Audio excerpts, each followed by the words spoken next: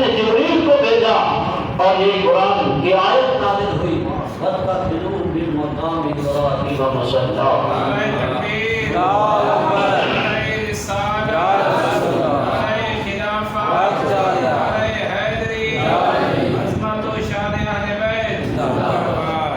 اور سامعین اس وقت اسی طرح دوسرے پارے کی آیت تلاوت کی ہے.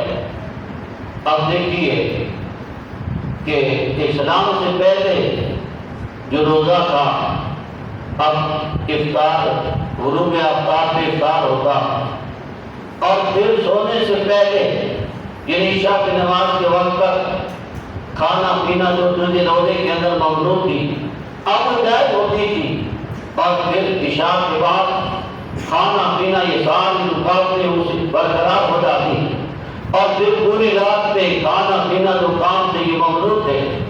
اور پھر اسلام آیا اور اسلام کے اندر جب روزہ فرض ہوا اب ترتیب وہی رہی کہ عشاء کے بعد کھانا پینا یہ ساری چیزیں ممنوع تھی. اور ایک رات عشاء کے بعد جناب سیدنا عمر بن خطاب رضی اللہ تعالیٰ اب ان سے ایسی بات ہوئی کہ جو پہلے نہیں ہوتی تھی آپ پھر اس پہ نازل ہوئے اور پھر توبہ کی.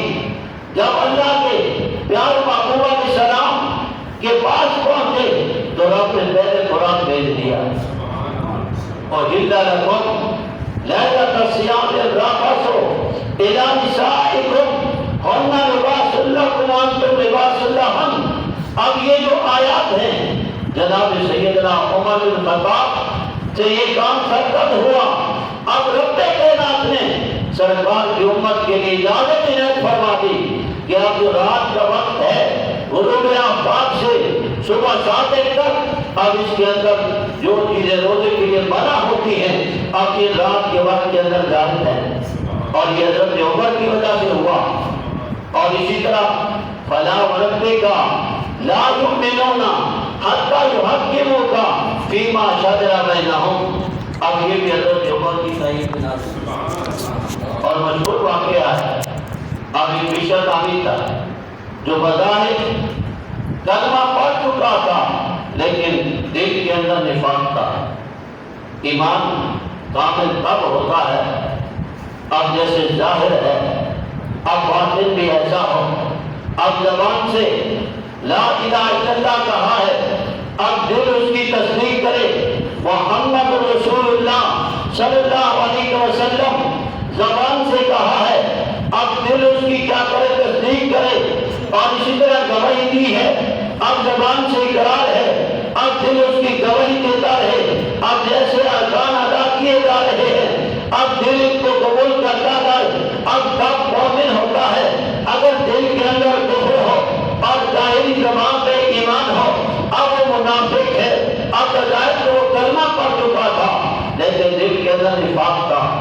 اب اس کا جھگڑا ہوا ایک یہودی سے اور فیصلہ کرنے کے لیے اب یہودی نے کہا کہ ہم اس کے پاس جو مسلمانوں کے نبی ہیں حضرت محمد مصطفیٰ صلی اللہ علیہ وسلم ان کے پاس چلتے ہیں. اب جو منافق تھا اب وہ کہنے لگا کعب بن اشرف کے پاس جاتے ہیں. اب وہ یہودی تھا اور یہودی بھی جانتے تھے یہ رشوت خور ہے اور جو رشوت لینے والوں سے حق کا فیصلہ نہیں کرتا. اب انہیں کہا نہیں اس کے بعد ہم نہیں جاتے ہم حق کا فیصلہ کرانا ہے تو ہم جاتے ہیں مسلمانوں کے نبی کے پاس. اب وہ شخص چلا گیا جب میرے آقا رحمت جو عالم سرور کائنات علیہ السلام و تسلیم کے سامنے مقدمہ پیش ہوا.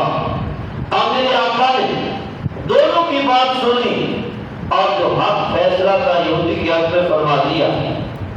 اب وہاں سے نکلا اب منافق کہنے لگا کہ یہ فیصلہ مجھے منظور نہیں ہے. اب وہ جانتا تھا کہ یہود مشرکین اور کافر ان سب کے حق میں عمر بڑا سخت ہے. اب فیصلہ عمر کے پاس لے جاتے ہیں اور وہ یہودی مان گیا چلو چلتے ہیں. جب عمر کے پاس پہنچے اپنا معاملہ پیش کیا اب یہودی کہنے لگا کہ پہلے ہم اللہ کے رسول کے پاس گئے تھے اور انہوں نے ہمارے حق میں فیصلہ کر دیا ہے۔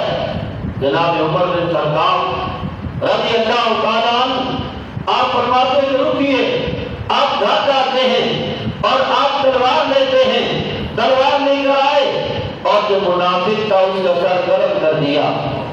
اب جب سب گرم کیا اب بات پھیل گئی کہ عمر نے ایک مسلمان کو قتل کر دیا ہے، اور بات اللہ کے پیارے محبوب علیہ السلام کے پاس پہنچتی ہے۔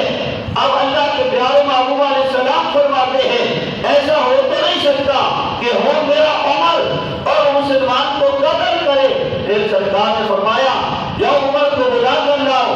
جب عمر کو بلایا گیا اور سرکار نے پوچھا، اب عمر عرض کرتا ہے کہ یا رسول اللہ صلی اللہ علیہ وسلم کہ جو آپ کے فیصلے کو نہیں مانتا اب مسلمان نہیں ہو سکتا، اور تو اللہ رب العزت نے قرآن بھیج دیا فلا وربک۔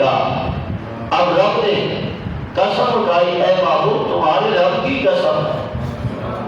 اب کہنے والا بھی رب ہے اور قسم بھی اپنی اٹھا رہا ہے، اور رب فرما رہا ہے اے پیارے تیرے رب کی قسم فلا وربک، کہ تیرے رب کی قسم کہ جو فیصلوں کے اندر آپ کو حاکم تسلیم نہ کرے لا یؤمنون، وہ کبھی مومن نہیں ہو سکتا۔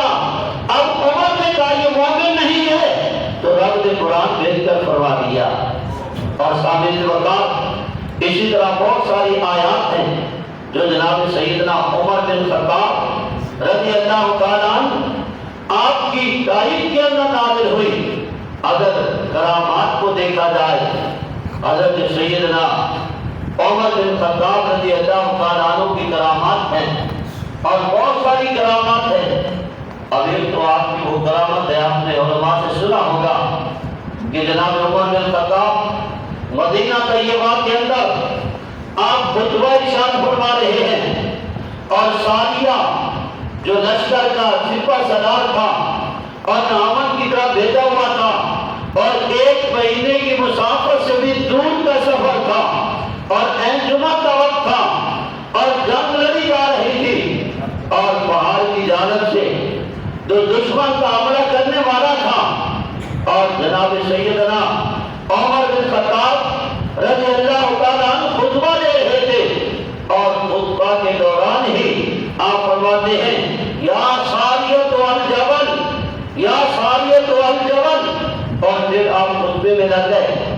اور جب خطبہ مکمل ہوا تو بعد میں پوچھا گیا، آپ نے فرمایا کہ میں خطبہ دے رہا تھا اور ادھر مناظرہ کر رہا تھا کہ دشمن حملہ کرنے والا ہی تھا، اور میرے زبان سے بے ساختہ نکلا کہ یا ساریۃ الجبل، یا ساریۃ الجبل، اور پھر کچھ عرصہ گزرنے کے بعد ساریہ کی طرف سے خط پہنچا اور اس کے اندر یہی تحریر موجود تھی کہ ہمیں شکست ہونے والی تھی اور دشمن ہم پر حملہ آور تھا اور ہمارے کانوں میں آواز گونجی، ہم پہاڑ کی طرف جانے ہوئے تو اللہ نے ہمیں فتح عطا فرما دی۔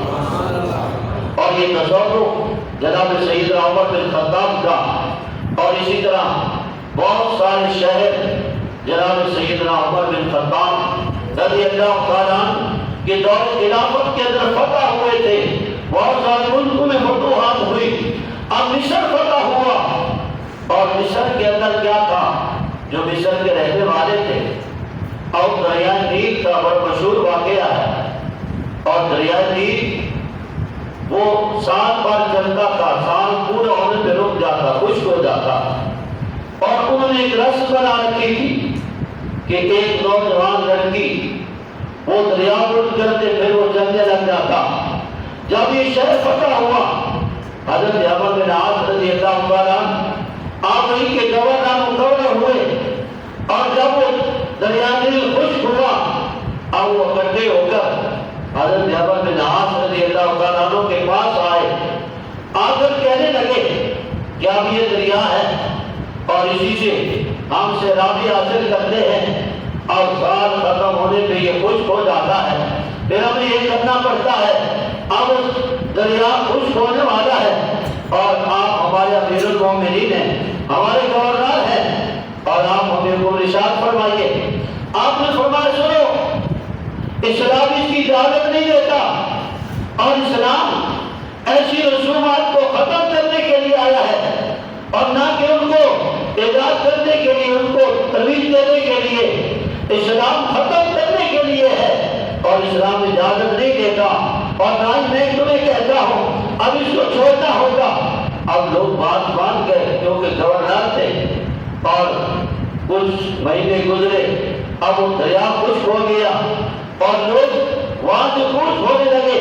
جب حالت دیکھی تو جناب حضرت عمر بن عاص نے خط لکھا جناب سیدنا عمر بن خطاب کی طرف، اور خط لکھا، اس کے اندر یہ آواز بتائی، یہ بات بھی لکھی تو حضرت سیدنا عمر بن خطاب رضی اللہ تعالیٰ عنہ نے ایک رکا لے کر دیا اور کہا کہ اس رکے کو جا کر اس دریا کے اندر ڈال دینا۔ جب وہ رکا حضرت عمر بن عاص کے پاس پہنچا، آپ نے کھولا اور دیکھا، اور اس کے اندر مضمون یہ تھا کہ اللہ کے بندے عمر کی طرف سے یہ خط ہے، اے دریا اگر تو اپنی مرضی سے چلتا ہے تو تیری ہمیں کوئی ضرورت نہیں، اگر اللہ تمہیں جاری کرتا ہے تو ہم اللہ کی بارگاہ میں دعا کرتے ہیں اللہ تمہیں جاری کرے گا۔ اب یہ خط رات کے وقت اس دریا کے اندر ڈالا گیا تھا اور جب مصر والے بیدار ہوئے تو وہ دریا بہہ